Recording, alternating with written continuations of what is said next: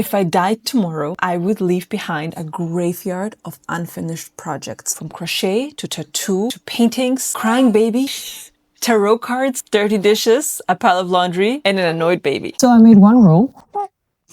No, come on. For every new project that I start, I have to finish one. Every week, I post a result, even if I fail, especially when I fail. Hi, I'm Tiana. I'm an artist. I started with oil painting, big intimate canvases. At the same time, I was doing tarot cards. And then I worked on Netflix, big budget, and Hollywood films. And after that, I pivoted into tattooing, which was starting off great, but our whole life changed when our little boy was born. And now nothing can be done without interruption. Somewhere during my pregnancy, like very pregnant, I was waddling down Saint-Denis Street in Montreal with my husband, arm in arm, super romantic, and we passed by this beautiful shop. It was selling knitted goods and crochet goods. And in the window, they had a beautiful display of little amigurumi plushies. And I stopped and it was love at first sight. Later, I found out that this is apparently a thing. Women fall in love with crocheting while they are pregnant. I should have known once the sourdough bug kicked in that the motherhood archetype was taking possession of me. As if I didn't have enough hobbies already, I bought that skein and that hook, and I made my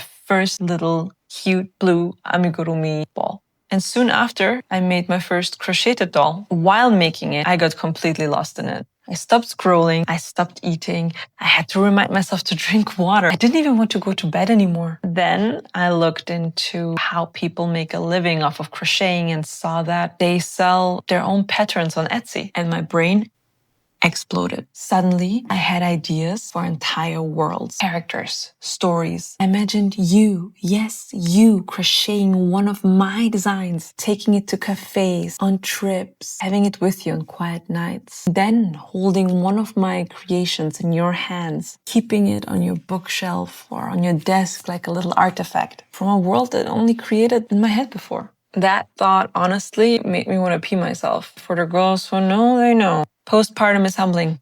And the craziest part is that this is actually a viable business. You make the pattern once and you can sell it forever. And as a mother, all I want is time. Because these little ones, they grow overnight. Flexibility is a superpower that we definitely undervalue. This act of multitasking, it comes in handy when you are a mom. Here we will be painting, crocheting, sculpting, tattooing, old ideas, new ideas, brick by boring brick, taking care of my house, my family, and my projects, and ultimately myself and my own sanity. But under one rule, no starting something new unless we finish something old.